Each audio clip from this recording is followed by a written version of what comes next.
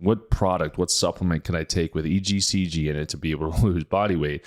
When in reality, all I need to do is drink 2 cups of green tea each day. What they show is it's basically an obesity fighting herb.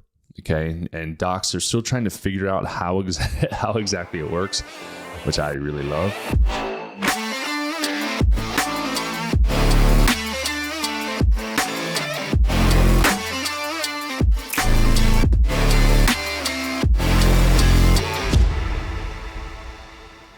All right, everybody, welcome to another episode of the Doc Jacque Show. Today, we're going to be talking about the top 3 herbs and or supplements that you should take if you are trying to lose some weight. Now, before I dive into this any further than I already have, I want to make sure that I tell you guys, and you should know this at this point, I'm not a big proponent of just throwing supplements at conditions or symptoms. And weight gain is a symptom of dysfunction in the body. So what I'm going to be giving you here today is something to help aid you on that journey. However, you want to get to the bottom of that. You want to get some root cause testing done. Be sure to find my link and go to my lab shop, and you can buy these tests and have these tests run on yourself. An example would be a Dutch Plus test if you're having hormonal imbalances, stool test as well, a GI map in particular. And you can even run an organic acids test there too. Call them metabolomics now. That being said, let's dive into the top 3 things that you should be taking if you are currently on your weight loss journey. All right, so the first thing that I would recommend for you to do besides testing, if you're on a weight loss journey, is not to cut your calories, but to start adding things in. And so what do I mean by that? When we're talking about supplements, one of the supplements that is and has been around for a very long time in the weight loss realm is actually a supplement or herb known as turmeric. Okay, so turmeric, the stuff that'll stain your countertop if you touch it, if you drink it, if you put it on a pan, it turns it orange, yellow, whatever color you see. It is something that has been used in traditional Chinese medicine and Ayurvedic medicine to help with a number of things, but it does have a huge impact on weight loss. In particular, that curcumin compound that's found within turmeric, what it is, it's going to boost the metabolism and increase the heart rate at a rate in which the body burns calories. So let me rewind that. It's going to boost metabolism and increase the rate in which your body burns calories. Okay, so it makes you more efficient. Right? It's like if you have a larger furnace or if you have a larger fire, you throw more food into it, it's going to burn it a lot faster, a lot more efficiently. This also helps with weight loss in terms of if you're stacking it with diet and exercise. You know, if you see any prescription commercial out there, if you listen to it besides the guys just frolicking in the meadows, if diet and exercise at first don't work, try blah, blah, blah. You can throw turmeric in. You can add it in a tincture form. I get mine for MediHerb or standard process. You can get it in an actual dried herbal form as well that you can throw it on food. You can even make golden milk as well, which is a turmeric blend in some sort of a milk compound, whether it's, I don't like cow's milk, but whether it's like a goat's milk or some other form of like a nut milk that you create on your own. Adding it in there would be another thing that helps you to be able to reduce your overall body fat. Now, the other thing that's kind of tangent that does run adjacent to the weight loss effort and boosting of the metabolism is, and we probably know this at this point, but it's going to reduce inflammation in the body tremendously. And where there's inflammation, there's going to be excess body weight and there's going to be water weight as well. So adding in turmeric into the mix is going to help us to be able to reduce that inflammation, reduce that toxic, water holding, right? Or water retention. And on top of that, if your joints are hurting, you have some form of arthritis, turmeric can help with reducing that pain, which then allows you to be more active. And if you're more active, then you're able to burn more calories.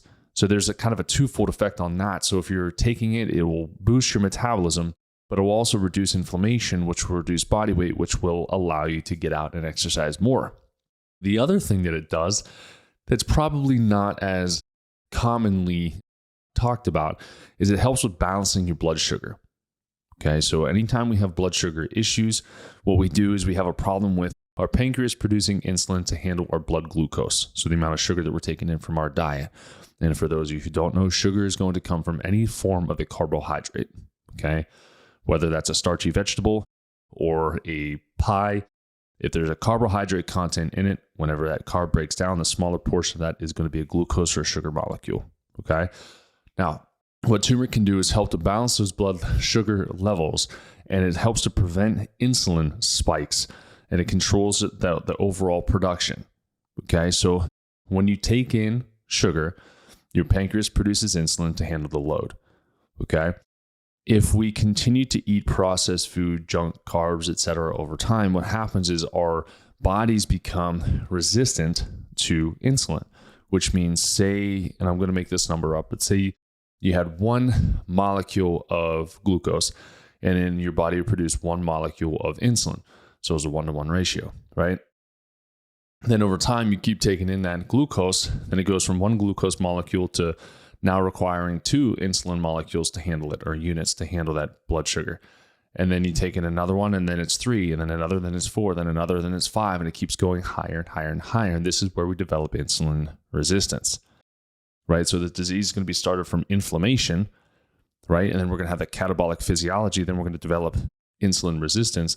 This is a very easy way to start to balance that back out. So if we're going to start to limit our blood sugar spikes, you can put turmeric or curcumin on top of your food at your meals. Okay. Even if you are going to have carbohydrates, sprinkle some turmeric on it. Like if you're going to have rice, sprinkle some turmeric on it.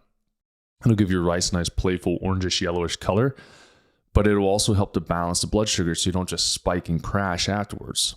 Okay. So it's another way that it does also help. The other thing too that turmeric does is it reduces overall fat tissue. It reduces your fat tissue. So it can reduce this. So turmeric also helps reduce the growth and accumulation of fat around the body, which allows for aiding in burning excess calories. So it reduces the overall fat that you actually have within the body. And then the other thing that a lot of people are trying to figure out how to do is control your appetite. Turmeric can do that. Okay, it helps reduce these food cravings mainly by balancing your insulin so you handle your blood sugar. So your blood sugar stays balanced all day long instead of being on a roller coaster. Okay, so the first thing that you can add into your diet or into your routine is going to be some sort of a turmeric supplement. Again, it could be turmeric powder that you add to your food. It could be a liquid tincture, which is what I personally prefer because it's super potent. You could do all those things. Just beware. It will stain your countertops if you are not careful. So know that going into it. Okay.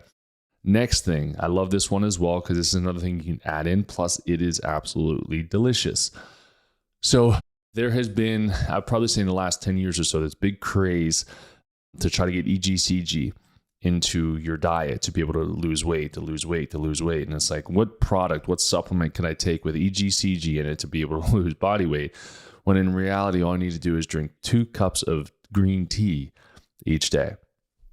2 cups. Drink it in the morning, drink it in the afternoon at some point because it can have a little bit of energy to it, energy production, so you don't want to drink it right before bed.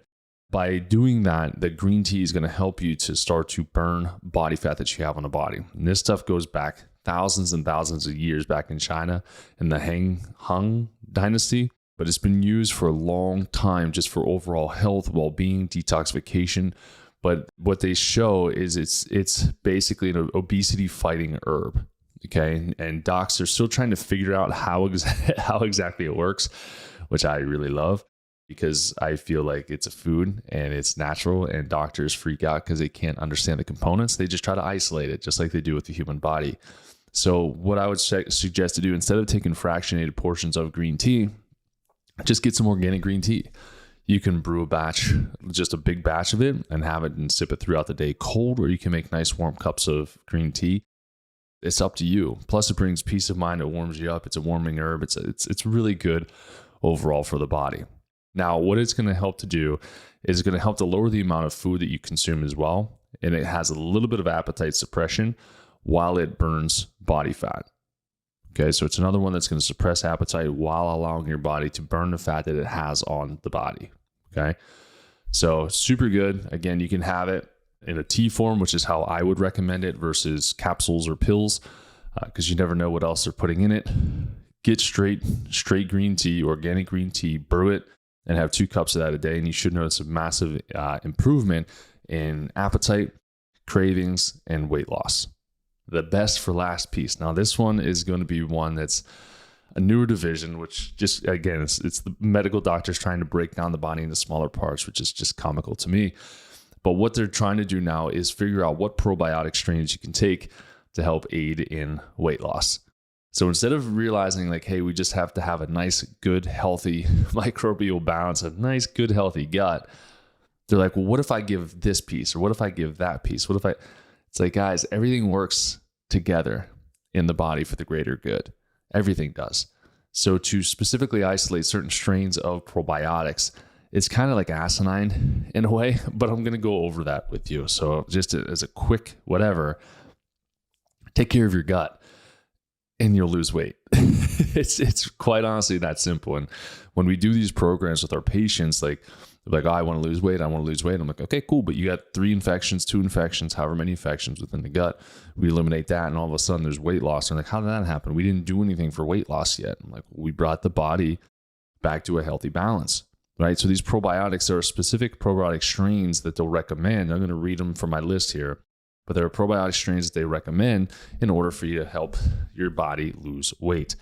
So the tops in particular are going to be Lactobacillus gasseri, Lactobacillus acidophilus, Lactorhamnosus, Bacterium bifidum, Bifidoanimalis, Streptococcus thermophilus. There's going to be a couple of those in terms of the overall weight loss.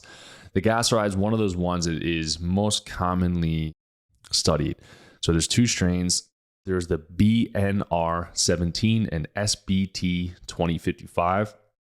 Both help by reducing weight and increasing fat loss. So they will actually go in, when you enter those back into the diets or into the digestive tract, you can notice a big improvement with this. This has been studied back in 2010. The SBT 2055 help reduce body fat, body weight, abdominal fat, subcutaneous fat, BMI, hip and waist circumference after 12 weeks. Okay, so after 12 weeks of introducing this stuff in, people are noticing a big change in overall improvement, not just weight loss. You're noticing inches as well as body weight. In 2018, they found a high dose of lactogasseri BNR17 reduced visceral fat, so like the internal fat, but both high and low doses of the BNR17 have helped with reducing waist circumference again after about 12 weeks. Okay, so a couple months or so of adding these things in, what patients are noticing is significant weight loss. Remember, this is just band-aiding. Okay, I'm gonna preface this as just band-aiding. You can find different probiotics that have these strains and stuff in them, but when we're talking about the gut, you can easily throw this off in, if you do this for 12 weeks and you go back to throwing antibiotics back in your gut, eating gluten and inflammatory food, you're just going to rip it out again. Okay, so we want these results to be long-term. These are just aids along the way. And a lot of the probiotics that we use just in practice to help to repopulate the gut are going to contain these guys as well. Okay, so Lactobacillus acidophilus is one of the most studied probiotics that's out there. And the strain for this one is CUL60. It's been around, I think Lactoacidophilus was one of like the first ones I remember back in like chiropractic school, but it is the most studied for weight loss. In 2019, they did a meta-analysis on it where multiple strains of Lactoacidophilus have been found to be effective either alone or as a part in multi-strain probiotics to be effective at reducing body weight, fat mass, as well as waist circumference and BMI. So between the gasseri and acidophilus, these two have shown tremendous improvement in overall body weight, BMI, visceral fat, etc. being dropped. Okay. Next one, Lactorhamnosus. So this one is going to be more targeted towards women and weight loss. So don't run out just yet and grab it. This is one that's actually really important for kids too, but it's one of the best for just overall weight loss. In particular, it's more targeted again towards women.